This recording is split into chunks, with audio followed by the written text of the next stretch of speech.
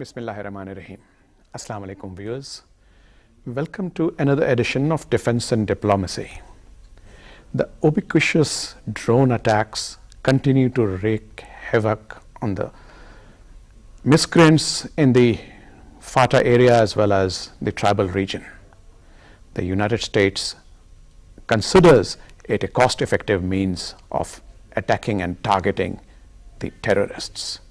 There has been a lot of debate about the efficacy of this, but to discuss that, we are honored to have in our studio today two very eminent panelists. We have with us Lieutenant General Talat Masud, who is a very well-known analyst. Welcome, sir.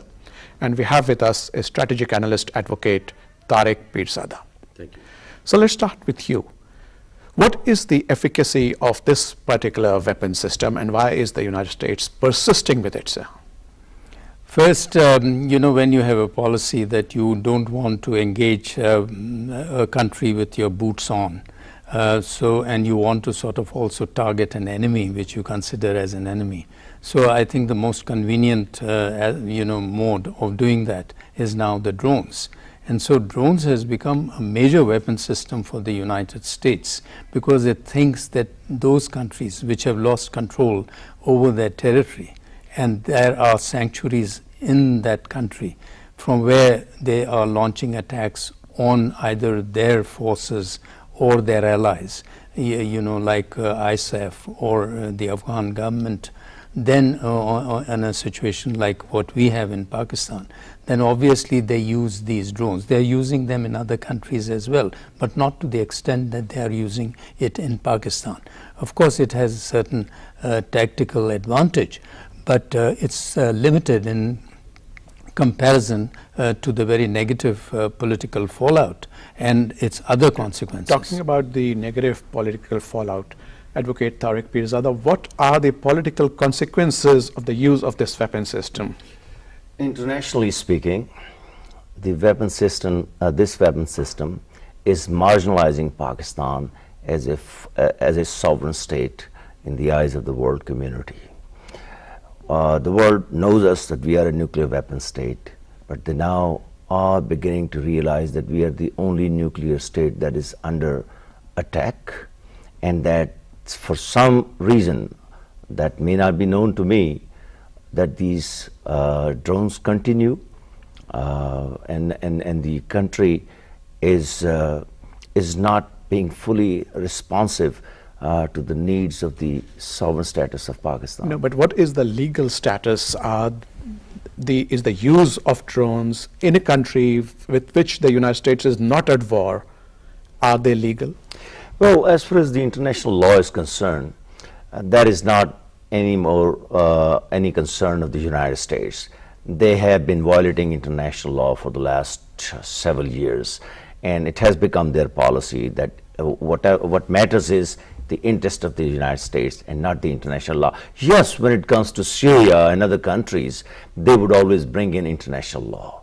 But over there, in the case of Syria, there are two other parties which are not letting them play a direct role, that is China and Russia. Here in the case of Pakistan, because the issue of Taliban is so complex that somehow even these two countries that I mentioned, they also want is resolution of the issue of terror along Pak-Afghan border. And we all agree on that.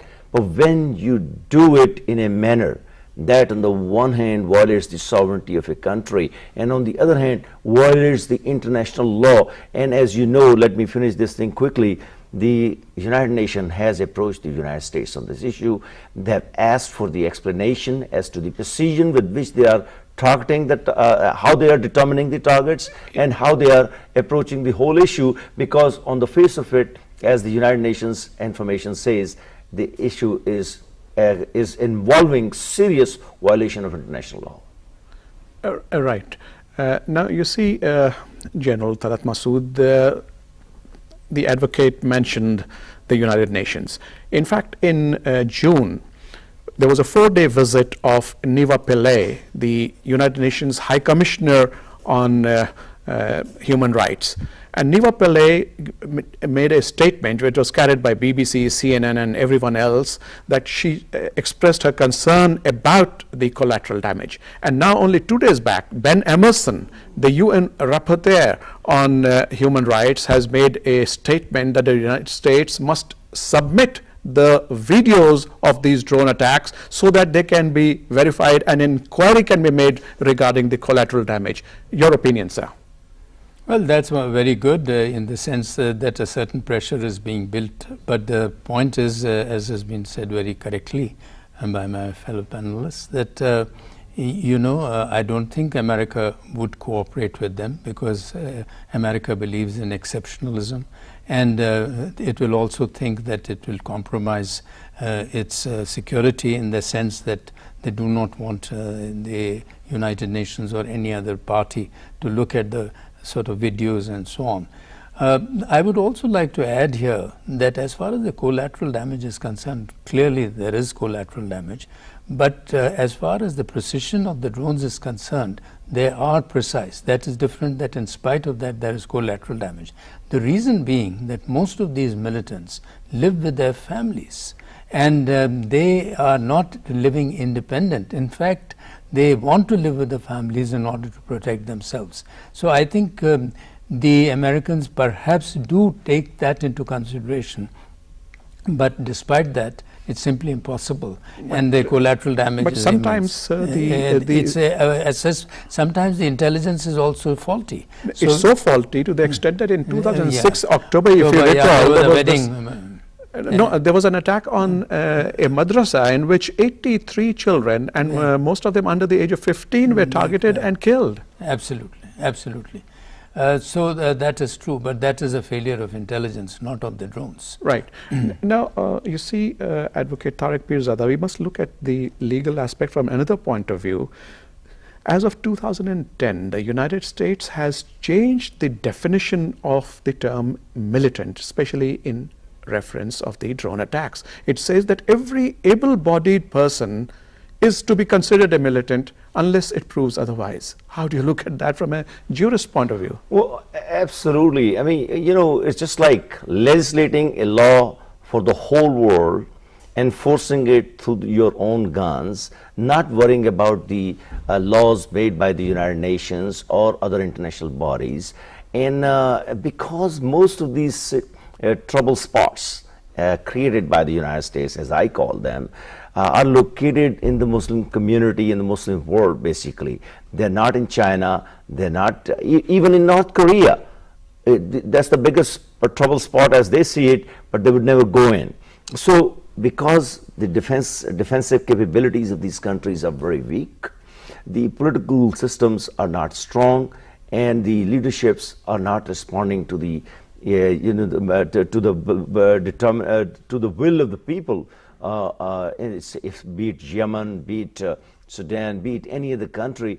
So the result is the United States goes on violating international law with impunity, and the result is that countries like Pakistan that have a certain status, even they are being looked at as a non-entity, and which is a major loss to Pakistan, because if Pakistan cannot defend its legal international status as a sovereign state, if it cannot defend itself geographically, if it cannot defend itself strategically, then after 10 years and up until 2024, because that's the time, up until then we are told the US bases will be staying in Afghanistan, Pakistan will remain under a Damocles sword. Somebody has to realize that yes, the time has come to take a stand. One thing about the Al-Qaeda, according to Mr. Leon Panetta, who's the defense secretary at the present time, and he said this thing, which I'm going to quote, about a year and a half ago, there are about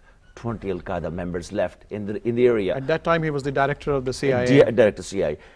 Since then, we have had more than 100 drone attacks, or close to 100 drone attacks. If these people are not dead, then where is the precision? In fact, where is the precision factor? If you take a look at the to supplement your point, let me show you a summary of the attacks that have been carried out to date 311 attacks have taken place, and something like 2,887 casualties have occurred. Now, if you look at the chart over there which is being displayed on the screen right now, you see that there has been a major acceleration from the time President Obama took over, that is 2008, because the first attack took place in 2004, and there was only one attack at that time. But coming to 2010, maximum attacks have taken place. In fact, 2010 is being considered, has been labeled as the year of the drone. And this year alone, something like 38 attacks have taken place, and this year is not over by any means. Not at all. And actually, the other day, General Kiani was in South Waziristan while the attacks were taking place in North Waziristan. No respect at all, either for the armed forces of Pakistan or for the country itself. And the issue is, if Al-Qaeda is not there, they are after what they consider to be militant Talibans, because there are two kinds of Talibans according to US definition, though there are ones whom they are in negotiation with.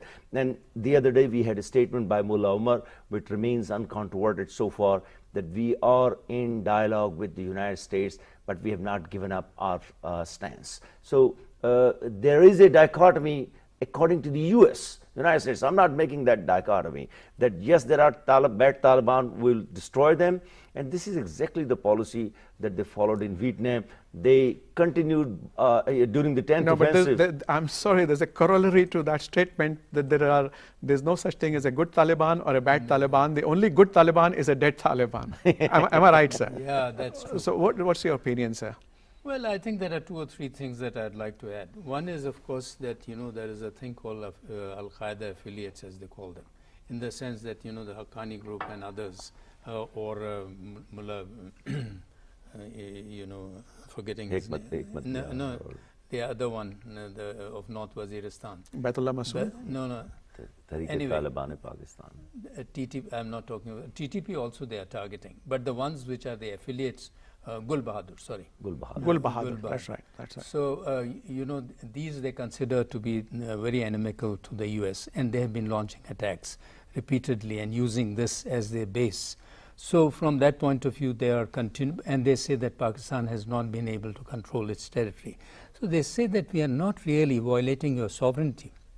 I'm just putting across their viewpoint so that people understand how they are trying to sort of justify their drone attack. They say, well, in any case, Pakistan does not have control over its territory. In fact, we are helping Pakistan to restore its territory by weakening them. And because they do not have these type of precision weapons, we are using them. We have got the satellites, and we sort of look at the picture much better, and it's always live, so we can target them very accurately and also get them. So I think this is the line of argument that they are taking.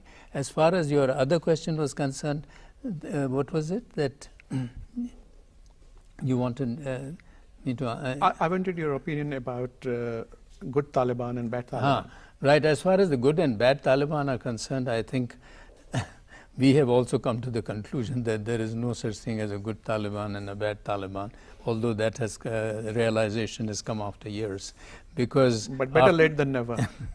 Because after all, when you come to think of it, look at the way that the nexus has developed, and look at the way that the sanctuaries have developed on both sides, in which the other Taliban, whichever country you are looking at, is supporting the Taliban from the other country, in the sense that Pakistani Taliban are finding sanctuary in the areas which are controlled by the Afghan Taliban, and the Afghan Taliban are finding sanctuaries in place where Pakistani Taliban are in control. So you in fact have a situation where there is a strategic depth that has been created by the militants instead of the countries themselves. And that's the I think we also have to understand this. You see, it's very correct, the position the government is taking, that under no circumstances the drones, etc., must, but at the same time, I think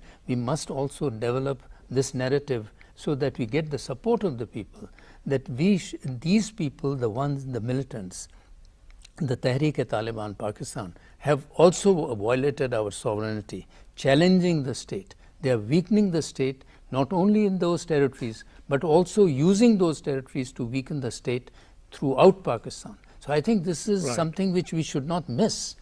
Advocate, you wanted to add something before Yes, I come to another point? Yeah, quickly.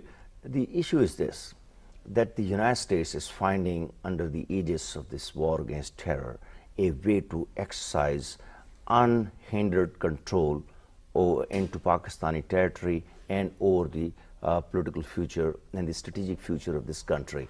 The reason is, say tomorrow the Taliban issues comes to an end, but the precedent is being established at the present time in a way to intervene into Pakistan from all sides and from all angles, that come tomorrow when there is a different situation in which the United States has an interest, they will definitely use this occasion as a precedent to re-intervene, and they are setting an example for India and other countries to intervene as and when it suits them, because the fragility, the message of the fragility of Pakistan and the lack of response to these actions is going out throughout the international community, that yes, we can get away with Pakistan. One quick thing, the issue is this, the United States has given other weapon systems to Pakistan also.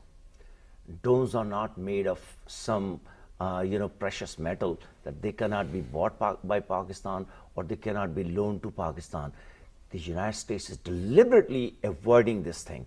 And there is one message also from Washington, and they have to contradict, I cannot, that there are certain elements in the country that keep encouraging Washington that we need the US to stay in Afghanistan and guard us a little longer.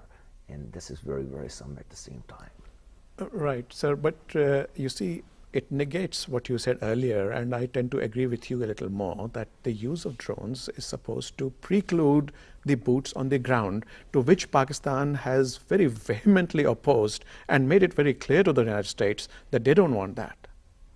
Absolutely. So I think we have to understand that.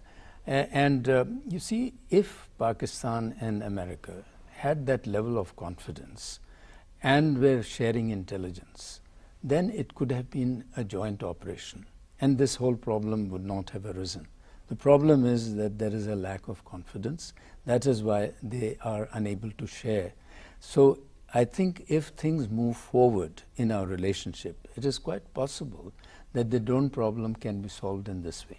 Secondly, I would like to add here that whereas we have been asking about drones and the Americans have been refusing it, there are two reasons why they are refusing. We have to also understand why they are refusing it.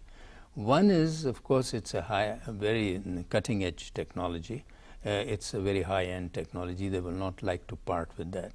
At the same time, it's not just the question of the drone machine itself, which I mean the plane. It's really a huge complex system. It's a huge system that operates in the sense that people are sitting at Nevada, they have the ground stations, they have the satellites, they're monitoring it 24 hours, and then so it's an extremely expensive, highly technologically advanced system. So unless we become a part of that, and we are also allowed to, stay in the ground stations and all, it's not possible. Right. But Advocate Tariq Pirzada, before you comment, maybe you would like to answer this also. I just want to add a little bit something. There are a lot of weapon systems, as I said, that have been given to Pakistan. We have from other countries also. Yes, it's a complex system, and General Saab is so right. And I have a great respect for all the things that he says, and I'm one of the fans of General Saab. But the issue is this over here. If you are commanding from Nevada the system, which is fine, we are talking about them being flown, being controlled locally by us, through us. That's all we are talking about. Do it the way you do it locally over here. They don't fly out of Nevada. They fly out of this area. This is the control we are talking about. So we can say that we are exercising control. We are targeting, and to some degree, some confidence will be built in our action in the eyes of our own people. That's what we are talking about. I agree with him. But you see, this is exactly what I'm saying, that if the level of confidence between the CIA and ISI or the militaries of the two countries increases to that level, there is no reason why this should not be possible. But at the moment... So the DG ISI, Lieutenant General Zahirul Islam, recently visited, and he had very prolonged meetings with his CIA counterpart, General Petraeus. And one of the proposals was exactly what you're saying, that give us the use or make it a joint user thing and let us share intelligence. In fact, he went to the extent of saying that we can also use our other platforms like the F-16s, other things, but you give us the information and you can monitor that we are targeting the exact targets. What really amazes us is that whereas there is, we know that there is not sufficient confidence to share this, but what surprises a common person in Pakistan and should also surprise a common person in US is that we have a common enemy which is controlling our territory and weakening the state. They also have an enemy which is trying to launch attacks on them and is not allowing Afghanistan to be stable. So I think we have, that is different that at one time, and still we have different priorities as far as targeting is concerned, because that means that you have limited resources, and those resources have to be, after all, used in such a way that the ones who are hurting you most have to be targeted first. So, but that compromise can always be found, when you have but this is where the issue is, that it is... Your final comments, sir, because we're running out of time. Sovereign Pakistan must be allowed to take care of the issue of terrorism. I think Pakistan Air Force is already doing it, and doing it very effectively on an almost daily basis. We know that it is not a secret, it is in the papers. Since we are doing that part of the job, we can do the extended part of the job also. But the issue is, I doubt it very much, the United States is dealing with us on a single issue basis, which is an issue specific, making it an issue specific relationship, and that is the issue of terrorism. They don't want to. India is the strategic partner. The larger relationship has to be built with them. It will never be built with Pakistan. This is the reality of today's international scenario. Right. Viewers, with that we come to the end of this discussion, and both our eminent panelists are of the opinion that the United States and Pakistan are fighting a common enemy. And in order to fight it effectively and to defeat it, we need to reduce the trust deficit that is prevailing between the two countries so that we can target them and eliminate terrorism from this territory and this region. Now, you see, the United States, if you see its own constitution, if you see the Geneva rights rules, and if you see the inscription on the Statue of Liberty, it says, "Give me your huddled masses, your poor." And if the United States is trying to make more people homeless, then it is unfair. Therefore, the important thing is that the collateral damage has to be reduced, the exact enemy has to be targeted, and terrorism has to be defeated and eradicated from this planet. Only then peace will prevail in the region. I would like to thank you, General Talat Masud. I would like to thank you, Advocate Tariq Pirzada. And viewers, keep sending us your comments and look forward to hearing them from you. And see you next week, inshallah. Allah Hafiz.